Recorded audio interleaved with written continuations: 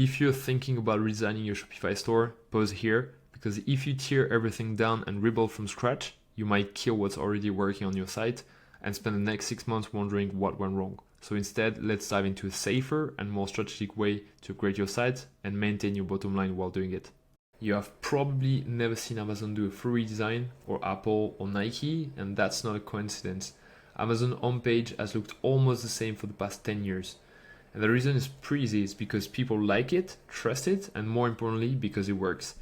Now, if you look at Apple, same thing. The visual changed with product launches, but the structure has remained the same since the iPhone 5.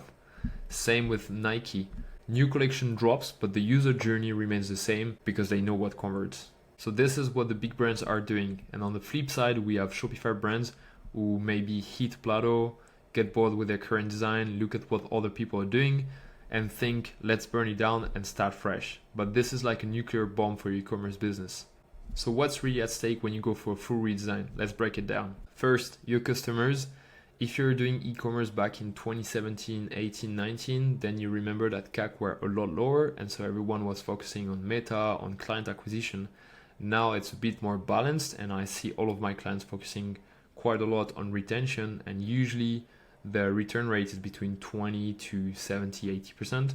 So those people, they have spent months or even years getting familiar with your website.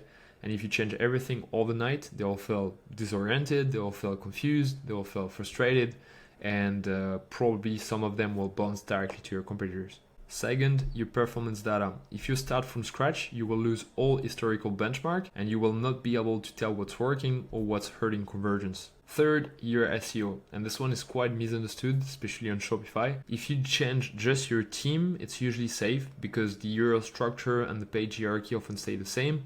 But if you do a full rebuild, when you restructure collections, rename URLs, relaunch everything from a new template, that's where things can go sideways. SEO is earned over time, and Google trusts your site because it's stable, structured, and aged. So if you remove that foundation, you're back to step one. Fourth, your operations take a hit, except if you outsource everything. Usually Redesign splits your team focus, and now you're managing two sites, one that is live and bringing in revenue, and one that is in development, not ready, but is constantly demanding attention. And here's what usually happens. The live side, the one that's paying the bills, get ignored, and everyone's focusing on the shiny new thing. But that old side still needs CRO, support, updates, and care. And if you pause all optimization during the redesign phase, you risk bleeding revenue every single day it's delayed, and redesigns often stretch, they are not 2 weeks projects.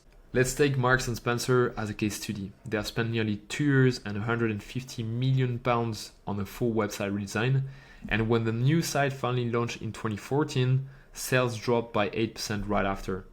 That's the cost of redesigning an entire website without testing each changes individually first. And from my experience running A/B tests for Shopify brands, it's only 2 out of 10 tests that actually make a positive impact. So if you roll out a dozen changes at once without testing, then you're not optimizing, you're literally just gambling with your revenue. So why then, if full redesign is the wrong way to go, why many brands are still doing it? It's usually for wrong reasons, and those are the main ones. Because we're bored with the current site, usually whether it's the founder or the team, they're seeing the website every day and they think that the customers will feel the same fatigue, which is actually not true, it's just a bias. Because it's what everyone else is doing, redesigns become a trend and no one wants to look outdated even if what's outdated is actually what's converting. Because the dev team says the old site is hard to maintain, because we want to relaunch the brand with a big splash. Instead of iterating, brands chase a one-time transformation to impress investors, press, or customers. Because a new CMO or agency wants to make their mark, do not fall for this trap and lose all your current progress just for the ego of a new manager. But here's the thing, your opinion and your team's opinion isn't your customer's reality. Your customers just want a site to be fast, easy to navigate, and frictionless to buy, period. Here is what to do instead. Don't redesign, remodel. Like updating a kitchen, you fix what's outdated, but you don't destroy the entire house. So you want to start first with data, whether you use Hotjar, Microsoft Clarity, or heatmap.com for your heat maps and sessions recordings. I actually do recommend you use heatmap.com because it's actually based on revenue per click or revenue per session and not just clicks, and that makes a big difference. Then you want to look at your customer feedback. It can be direct calling or it can be post-purchase surveys. You want to look at the drop-offs in your funnel. So look exactly at your add cart rate, reach checkout, conversion rate, and you want to analyze exactly where you're losing people in your website. From there, you can prioritize what's confusing users from what you've uncovered in your data analysis, what's working, what's not working, what's costing you the most money. Then you can start testing following this hierarchy that you've created based on the insight that you found during your data analysis. And this will give you a huge probability of success compared to just blindly doing a redesign. Quick reminder, if you're changing your product page layout, test it. If you're tweaking navigation, test it. You never want to implement directly an idea. You always want to test first and then validate the hypothesis. Because again, 80% of the design improvement will probably not work anyway. So testing will save you from launching the ones that actually hurt.